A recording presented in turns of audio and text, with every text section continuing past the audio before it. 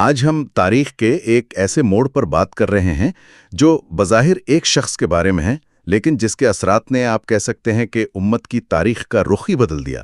جی بالکل۔ ہمارے پاس جو ذرائع ہیں وہ ہمیں خلافت سے ملوکیت کے سفر کے ایک بہت اہم سنگ میل پر لے جاتے ہیں۔ موضوع ہے زیاد بن ابیہ، اور وہ فیصلہ جس نے سب کچھ بدل دیا۔ جی وہ فیصلہ جس کے تحت انہیں اموی خلیفہ معاویہ کا بھائی تسلیم کر لیا گیا۔ ہم یہ سمجھنے کی کوشش کریں گے کہ یہ صرف ایک خاندانی معاملہ تھا یا اس کے پیچھے کہیں زیادہ گہری سیاست تھی جس نے عراق کی تقدیر لکھی۔ اور یہ کوئی معمولی وقت نہیں تھا۔ ہم بات کر رہے ہیں حضرت علی کی شہادت اور امام حسن کی دستبرداری کے کچھ ہی سال بعد کی، تقریباً 44 ہجری کی۔ اچھا۔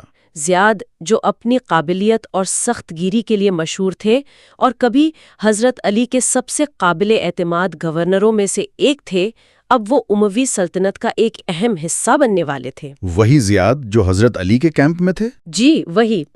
اور یہ جو تبدیلی تھی اسے تاریخ دان اسلام کی روایت میں ایک بہت بڑی اور خطرناک نئی چیز کے طور پر دیکھتے ہیں، ایک ایسا موڑ جس نے آگے چل کر بہت سی خرابیوں کی بنیاد رکھی۔ تو آئیے اس کہانی کو شروع سے شروع کرتے ہیں۔ یہ سب ہوا کیسے؟ مطلب ایک شخص جو کل تک آپ کے سیاسی مخالف کے کیمپ میں تھا، آج آپ اسے اپنا بھائی کہہ رہے ہیں، اس کی بنیاد کیا تھی؟ دیکھیں، اس کی بنیاد ایک پرانی گواہی پر رکھی گئی تھی۔ گواہی پر؟ جی، معاویہ نے کوفہ کے ایک شخص کی گواہی پر جو قاضی کے سامنے پیش کی گئی، یہ اعلان کر دیا کہ زیاد ان کے والد ابو سفیان کے بیٹے ہیں اور اس لحاظ سے ان کے بھائی ہیں۔ اچھا، تو بظاہر یہ ایک خاندانی معاملہ لگتا ہے، لیکن اس کے پیچھے اصل محرک خالصتاً سیاسی تھا۔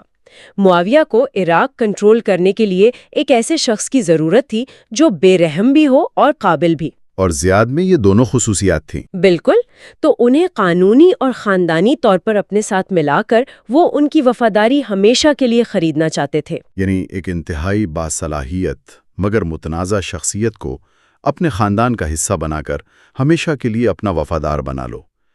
لیکن اس اعلان پر خاموشی تو نہیں رہی ہوگی؟ نہیں، بالکل نہیں۔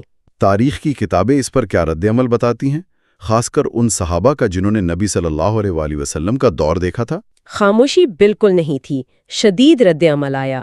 ہمارے ذرائع بتاتے ہیں کہ ام المومنین حضرت عائشہ نے جب یہ سنا تو انہوں نے کہا، معاویہ نے یہ کیا کیا؟ نسب کو تو کھیل ہی بنا دیا۔ یعنی یہ اتنا غیر معمولی اور اصولوں کے خلاف کام تھا کہ ان جیسی شخصیت نے بھی اس پر تبصرہ کیا۔ اور حضرت ابن عباس، ان کا رد عمل کیسا تھا؟ ان کا رد عمل تو اور بھی سخت تھا۔ انہوں نے کہا، اللہ معاویہ پر لعنت کرے، پہلے خلافت میں ہم سے جھگڑا کیا اور اب نسب میں بھی ہمارا شریک بننا چاہتا ہے۔ یہ تو بہت سخت الفاظ ہیں، لیکن کیا کسی نے اس فیصلے کو مذہبی یا شرعی طور پر بھی چیلنج کیا؟ کیونکہ اسلام میں نسب کا معاملہ تو بہت واضح ہے نا؟ بالکل، اور سب سے وزنی شرعی دلیل حضرت سعد بن ابی وقاص نے دی۔ وہ 10 مبشرہ میں سے تھے۔ اچھا۔ انہوں نے براہ راست نبی اکرم صلی اللہ علیہ وسلم کی حدیث سنائی جو صحیح بخاری اور مسلم دونوں میں موجود ہے کہ الولد للفراش وللعاہر الحجر، جس کا مطلب ہے کہ اولاد اس کی ہے جس کے بستر پر پیدا ہوئی اور زناکار کے لیے پتھر ہیں۔ جی بالکل۔ اس حدیث کا مطلب بالکل صاف تھا کہ شرعی طور پر زیاد کا نسب ان کی والدہ کے قانونی شوہر سے ہی مانا جا سکتا ہے۔ ابو سفیان سے ان کا تعلق جوڑنا شریعت کے بنیادی اصول کے خلاف تھا۔ تو ایک طرف اتنی شدید مذہبی اور اخلاقی مذمت اور دوسری طرف معاویہ کا سیاسی عزم، ظاہر ہے کہ یہ تقرری صرف نام کی نہیں تھی۔ اس کے عملی نتائج کیا نکلے جب زیاد کو یہ نیا خاندانی رتبہ مل گیا؟ اس کا فوری نتیجہ یہ نکلا کہ معاویہ نے زیاد کو نہ صرف بصرہ بلکہ کوفہ کا بھی گورنر بنا دیا۔ دونوں کا ایک ساتھ؟ جی، یعنی پورا عراق ایک شخص کے ماتحت آ گیا۔ اور یہ بھی اسلامی تاریخ میں پہلی بار ہو رہا تھا کہ ان 2 بڑے اور اہم شہروں کو ایک گورنر کے حوالے کیا گیا۔ یہ تو زیاد پر بے پناہ اعتماد کا اظہار تھا اور ساتھ ہی عراق کے لوگوں کے لیے ایک واضح پیغام بھی۔ بالکل، ایک بہت واضح پیغام۔ اور اس پیغام کے ساتھ ہی زیاد نے وہاں اموی حکومت کی پالیسیوں کو نافذ کرنا شروع کر دیا ہوگا۔ ان میں سب سے متنازعہ پالیسی کون سی تھی؟ سب سے متنازعہ اور تکلیف دہ پالیسی تھی سب و شتم کی، یعنی جمعہ کے خطبوں میں ممبروں سے حضرت علی پر لعنت کرنا۔ اچھا۔ یہ پالیسی معاویہ کے دور میں شروع ہوئی تھی اور زیاد جو کبھی خود حضرت علی کے وفادار تھے اب اسی پالیسی کو نافذ کرنے میں سب سے آگے تھے۔ یہ تو بہت عجیب بات ہے۔ جی، تاریخ کی کتابیں بتاتی ہیں کہ انہوں نے اس کام کو انتہائی سختی اور بے رحمی سے نافذ کیا۔ یہاں ایک بہت اہم نقطہ ہے جسے سمجھنا ضروری ہے۔ جب ہم ان واقعات میں شیعان علی کا ذکر سنتے ہیں تو آج کل کے سننے والے کے ذہن میں فوراً ایک مخصوص مذہبی مکتب فکر آ جاتا ہے۔ جی، اور یہ ایک عام غلط فہمی ہے۔ تو کیا اس وقت بھی شیعہ کا یہی مطلب تھا؟ نہیں، یہ ایک انتہائی اہم سوال ہے اور اس کو سمجھے بغیر ہم اس دور کی تاریخ سے انصاف نہیں کر سکتے۔ اس وقت یعنی پہلی صدی ہجری میں شیعہ کا لفظ ایک سیاسی اصطلاح تھی۔ سیاسی اصطلاح؟ جی، اس کا مطلب تھا گروہ یا حامی۔ شیعان علی کا مطلب وہ لوگ تھے جن میں بہت سے جلیل القدر صحابہ اور تابعین شامل تھے جو سیاسی طور پر حضرت علی کو خلافت کا زیادہ حقدار سمجھتے تھے اور جنگ جمل اور صفین میں ان کے ساتھ کھڑے تھے۔ تو یہ کوئی الگ مذہبی فرقہ نہیں بنا تھا اس وقت تک؟ بالکل نہیں۔ ابن خلدون اور ابن حجر عسقلانی جیسے بڑے مورخین نے بھی یہی لکھا ہے کہ یہ ایک سیاسی شناخت تھی۔ کیا ہمارے پاس کچھ مثالیں ہیں کہ کون کون سی بڑی شخصیات اس گروہ میں شمار ہوتی تھیں تاکہ سننے والوں کو یہ اندازہ ہو کہ ہم کن لوگوں کی بات کر رہے ہیں؟ جی بالکل، ان میں حضرت سلمان فارسی، حضرت ابو ذر غفاری، حضرت عمار بن یاسر، حضرت مقداد بن اسود جیسے نام شامل ہیں۔ یہ تو اسلام کے ستون سمجھے جاتے ہیں۔ حامیوں کو نشانہ بنا رہا تھا جو حضرت علی سے محبت اور عقیدت رکھتے تھے۔ تو زیاد گورنر بن کر کوفہ پہنچتا ہے، اس کے پاس مرکز کی پوری حمایت ہے۔ اب وہ زمین پر اپنی طاقت کیسے دکھاتا ہے؟ اس کے اقدامات کیا تھے؟ ذرائع تو اس دور کو منظم ریاستی دہشت کا دور کہتے ہیں۔ یہ بہت بھاری الفاظ ہیں۔ اور یہ الفاظ بغیر وجہ کے استعمال نہیں ہوئے۔ زیاد نے کوفہ پہنچ کر جو مشہور خطبہ دیا وہ تاریخ میں ریکارڈ پر ہے۔ اس نے آتے ہی اعلان کیا کہ میں علی کے حامیوں کو ڈھونڈ ڈھونڈ کر قتل کروں گا، ان کے گھروں کو گرا دوں گا اور ان کے خاندانوں کو تباہ کر دوں گا۔ یہ تو سیدھا سیدھا اعلان جنگ ہے۔ یہ صرف ایک دھمکی نہیں تھی، یہ اس کی حکومت کا منشور تھا۔ کیا اس نے اس پر عمل بھی کیا؟ کوئی ایسی ٹھوس مثالیں ہیں جو اس ظلم کی شدت کو ظاہر کرتی ہوں؟ بہت سی مثالیں ہیں۔ اس نے باقاعدہ ایک رجسٹر بنوایا جس میں حضرت علی کے تمام نمایاں حامیوں کے نام درج تھے۔ اچھا، ایک پوری لسٹ تیار کروائی۔ جی، جاسوسوں کا ایک جال بچھا دیا گیا جو لوگوں کی نجی محفلوں کی باتیں بھی اس تک پہنچاتے۔ بے شمار لوگوں کو قتل کیا گیا، بہت سوں کو بغیر مقدمے کے جیلوں میں ڈال دیا گیا اور اعضاء کاٹنا تو معمول بن گیا۔ سب سے مشہور مثال کون سی ہیں؟ سب سے مشہور اور دل دہلا دینے والی مثال صحابی رسول حضرت حجر بن عدی اور ان کے ساتھیوں کی ہے۔ حجر بن عدی تو بہت بڑی شخصیت تھیں، ان کے ساتھ کیا ہوا؟ حجر بن عدی نے زیاد کی سب و شتم کی پالیسی پر کھلے عام اعتراض کیا تھا۔ وہ اس بات کو برداشت نہیں کر سکتے تھے کہ ممبر رسول سے حضرت علی پر لعنت کی جائے۔ صحیح۔ زیاد نے اسی کو بغاوت قرار دیا، انہیں اور ان کے درجن بھر ساتھیوں کو گرفتار کر کے زنجیروں میں جکڑ کر دمشق معاویہ کے پاس بھیج دیا۔ تو فیصلہ دمشق میں ہونا تھا۔ جی، وہاں ان پر مقدمہ چلایا گیا اور معاویہ کے حکم پر انہیں بے دردی سے شہید کر دیا گیا۔ یہ واقعہ اتنا بڑا تھا کہ اس نے پوری اسلامی دنیا کو ہلا کر رکھ دیا۔ ایک صحابی رسول کو اس لیے قتل کر دیا گیا کہ انہوں نے ایک غلط بات پر آواز اٹھائی۔ یہ تو ناقابل یقین ہے۔ اور کوفہ کی جامع مسجد کا ایک واقعہ بھی ذرائع میں ملتا ہے جو شاید اس سے بھی زیادہ خوفناک ہے۔ جی، وہ واقعہ زیاد کی ذہنیت کو پوری طرح بے نقاب کرتا ہے۔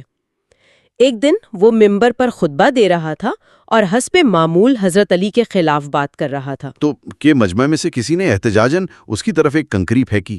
بالکل، بس اتنی سی بات پر وہ آگ بگولا ہو گیا۔ ایک کنکری پر؟ اس پر اس کا رد عمل کیا تھا؟ اس نے فوراً حکم دیا کہ مسجد کے سارے دروازے بند کر دیے جائیں۔ سارے دروازے؟ کیوں؟ تاکہ کوئی باہر نہ نکل سکے۔ پھر اس نے پولیس کو حکم دیا کہ جس پر شک ہے اسے گرفتار کر لو۔ تقریباً 30 سے 80 افراد کو شک کی بنیاد پر پکڑا گیا۔ صرف شک کی بنیاد پر؟ جی، اور زیاد نے بغیر کسی ثبوت کے صرف عبرت قائم کرنے کے لیے ان سب کے ہاتھ کاٹنے کا حکم دے دیا۔ مسجد کے اندر 30 لوگوں کے ہاتھ کاٹ دیے گئے؟ یہ تو ناقابل تصور ہے۔ اس سے پورے شہر میں ایک دہشت کی لہر دوڑ گئی ہوگی۔ ان مظلوموں نے کہیں فریاد نہیں کی کیا مرکز میں یعنی دمشق میں کوئی سننے والا نہیں تھا؟ انہوں نے فریاد کی۔ وہ لوگ دمشق گئے اور خلیفہ معاویہ کے دربار میں پیش ہوئے۔ انہوں نے اپنا حال بیان کیا اور انصاف مانگا۔ تو پھر انصاف ملا؟ تاریخ کی کتابیں جیسے تبری جو جواب نقل کرتی ہیں وہ ظلم سے بھی زیادہ خوفناک ہیں۔ معاویہ نے کہا، ہمارے گورنروں کے فیصلوں پر کوئی دیت یا ہرجانہ نہیں ہوتا۔ کیا مطلب؟ انہوں نے کہا، اگر واقعی ظلم ہوا ہے تو میں اپنی جیب سے یعنی بیت المال سے تمہیں دیت ادا کر دیتا ہوں، لیکن میں اپنے گورنروں پر کوئی ذمہ داری نہیں ڈال سکتا۔ ایک منٹ، اس جواب کا مطلب تو یہ ہوا کہ گورنر کو ظلم کرنے کا کھلا لائسنس دے دیا گیا؟ بالکل۔ یہ کہ مرکز تمہارے ساتھ کھڑا ہے، تم جو چاہو کرو، ہم سنبھال لیں گے، اس نے تو صوبوں میں گورنروں کو بادشاہ بنا دیا ہوگا۔ بالکل یہی ہوا۔ اس ایک جواب نے زیاد جیسے گورنروں کو یہ پیغام دیا کہ ان سے کوئی باز پرس نہیں ہوگی۔ اس نے ریاستی جبر کو ایک طرح کی قانونی حیثیت دے دی۔ یہ سب سن کر میرے ذہن میں ایک اور سوال آ رہا ہے، کیا یہ سب کچھ کسی معاہدے کی کھلی خلاف ورزی نہیں تھی؟ میرا اشارہ امام حسن اور معاویہ کے درمیان ہونے والے صلح نامے کی طرف ہے۔ آپ نے بالکل صحیح نقطہ اٹھایا ہے۔ یہ صرف ظلم نہیں تھا، یہ براہ راست اس امن معاہدے کی خلاف ورزی تھی جس کی وجہ سے مسلمانوں کی خانہ جنگی ختم ہوئی تھی۔ اس معاہدے کی شرائط کیا تھیں؟ اس صلح نامے کی سب سے اہم شرطوں میں سے ایک یہ تھی کہ حضرت علی کے ساتھیوں یعنی شیعان علی کو مکمل امان دی جائے گی، ان سے کوئی انتقام نہیں لیا جائے گا اور ان کی جان، مال اور عزت محفوظ رہے گی۔ تو زیاد کا گورنر بننا اور پھر یہ تمام مظالم کرنا اب تو اس معاہدے کی دھجیاں اڑانے کے مترادف تھا۔ جی بالکل۔ کیا اس پر امام حسن نے کوئی احتجاج نہیں کیا؟ بالکل کیا۔ ذرائع بتاتے ہیں کہ امام حسن نے خود معاویہ کو خط لکھا اور ان سے اس ظلم کی شکایت کی۔ اچھا۔ ان کا خون بہایا۔ تم نے معاہدے کی کوئی شرط پوری نہیں کی۔ یہ بات ابن خلدون اور دیگر مورخین نے بھی لکھی ہے۔ تو یہ صرف اس وقت کے لوگوں پر ظلم نہیں تھا، بلکہ اس کے اثرات کہیں زیادہ گہرے تھے۔ کیا ہم یہ کہہ سکتے ہیں کہ کوفہ میں خوف کی جو فضا حجر بن عدی کے قتل اور زیاد کے مظالم سے قائم ہوئی، جی، اسی نے 15-20 سال بعد کربلا میں امام حسین کے لیے کھڑے ہونے والوں کے حوصلے پست کر دیے؟ یہ ایک سیدھی لکیر ہے۔ یہ محض اتفاق نہیں کہ کربلا کا مرکزی مجرم عبید اللہ بن زیاد اسی زیاد کا بیٹا تھا۔ اس نے اپنے باپ کی قائم کردہ دہشت کی مشینری کو ہی استعمال کیا۔ جب عبید اللہ بن زیاد کوفہ کا گورنر بن کر آیا تو لوگوں کے ذہنوں میں حجر بن عدی کا انجام اور مسجد میں کٹنے والے ہاتھ تازہ تھے۔ وہ جانتے تھے کہ انجام کیا ہو سکتا ہے؟ بالکل، وہ جانتے تھے کہ اموی حکومت کے خلاف جانے کا انجام کیا ہو سکتا ہے۔ اس خوف اور دہشت کی فضا نے ہی کربلا کے المیے کی راہ ہموار کی۔ آج کی گفتگو کو اگر سمیٹا جائے تو تصویر یہ بنتی ہے کہ ایک سیاسی فیصلہ یعنی زیاد کو بھائی بنانا عراق میں ریاستی جبر کی بنیاد رکھتا ہے۔ جی، یہ جبر ایک اہم امن معاہدے کو توڑتا ہے اور خوف کی ایک ایسی فضا پیدا کرتا ہے جس کے اثرات ہمیں 20 سال بعد کربلا میں نظر آتے ہیں۔ ایک فیصلے نے تاریخ کا دھارا بدل دیا۔ بالکل۔ یہ تاریخ کا وہ باب ہے جو ہمیں سکھاتا ہے کہ جب اقتدار کو بچانے یا مضبوط کرنے کے لیے اصولوں، شریعت اور معاہدوں کو قربان کیا جاتا ہے تو اس کے نتائج کتنے تباہ کن اور دور رس ہو سکتے ہیں۔ یہ صرف ایک گورنر کی سختی کی کہانی نہیں ہے۔ نہیں، یہ ایک پوری سیاسی پالیسی کی کہانی ہے جس نے امت کے اندر تقسیم کو ناقابل تلافی حد تک گہرا کر دیا۔ سامعین کے لیے ایک آخری سوچ چھوڑ کر جاتے ہیں۔ ہمارے ذرائع میں جنگ صفین میں حضرت علی کے ساتھ شہید ہونے والے عظیم صحابہ اور تابعین جیسے حضرت عمار بن یاسر اور حضرت اویس قرنی کا خاص طور پر ذکر کیا گیا ہے۔ جی، ان کا ذکر ملتا ہے۔